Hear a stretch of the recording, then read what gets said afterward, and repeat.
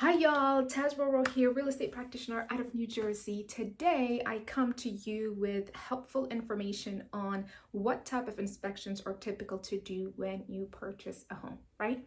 So in New Jersey, every state operates differently. That's where I am.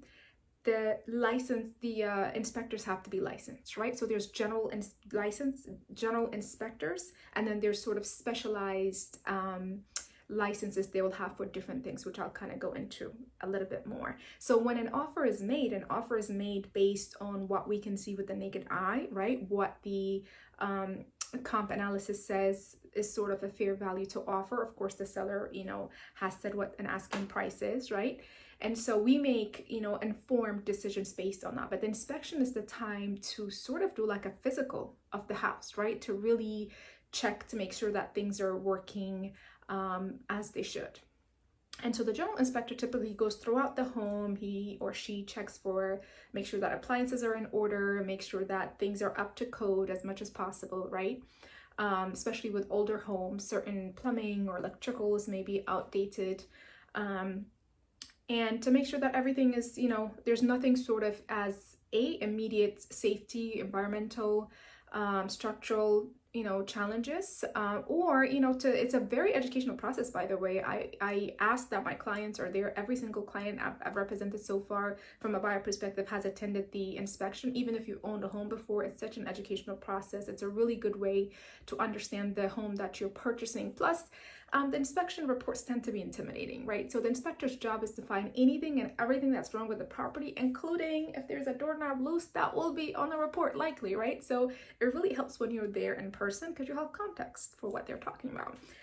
So that's sort of the general inspection. So you get the report, which, for my first time home buyers, they could be anywhere from 40. I think that the highest I've seen was like 166 pages, right?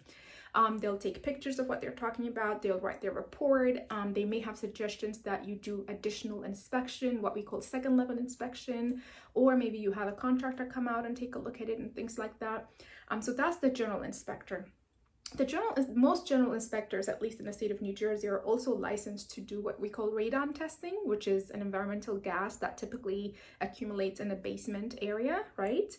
And then some may also be licensed to do mold and other environmental inspections. The other inspection that I always suggest that my buyers do, particularly for single family homes, is a tank scan to make sure that there is no oil tank underneath the ground.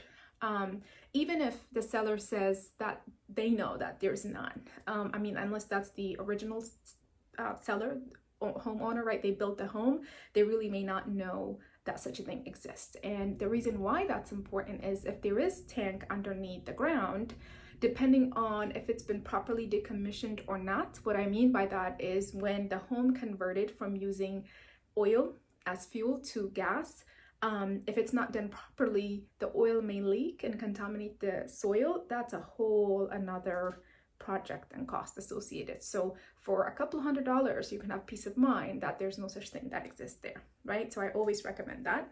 The other is depending on how the initial general inspection goes, if there happens to be a fireplace, for example, depending on how well the fireplace has been maintained, the general inspector may then suggest that there be a second level inspection of a chimney inspector, professional who specializes in that, to come and take a look at the liners and the bricks and make sure that everything is in order, right?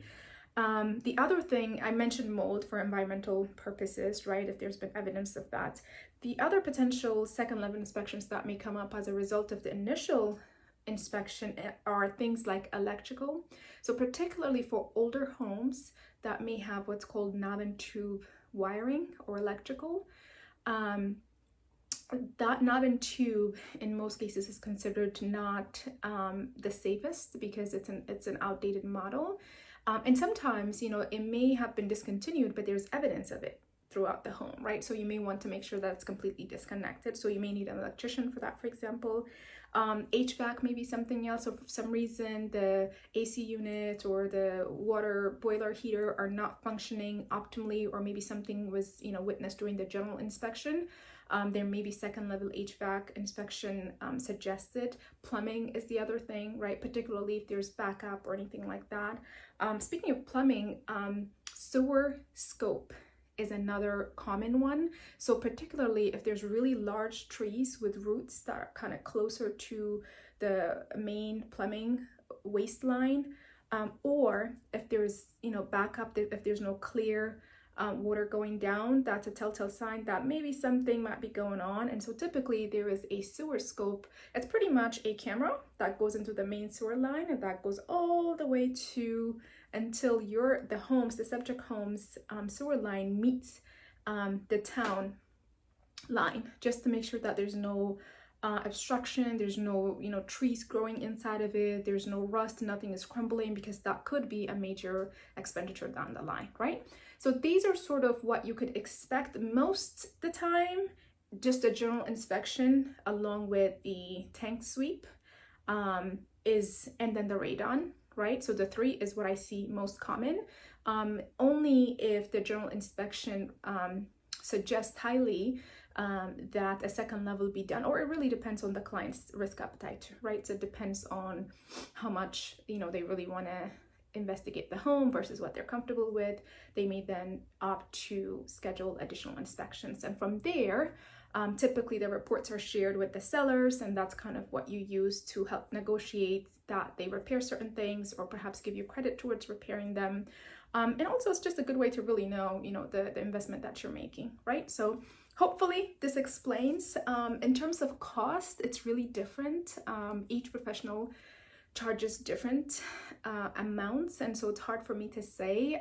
Perhaps you can do some quick Google searches in the state that you live in to get an idea of how much you need to budget for inspection, but just know that these are sort of the general ones that you would want to do when you're purchasing your home. So I hope this has been helpful to you. If you have other questions about purchasing your home or selling your home in New Jersey and outside, please feel free to comment or DM, and I plan to be back with more informational and educational videos.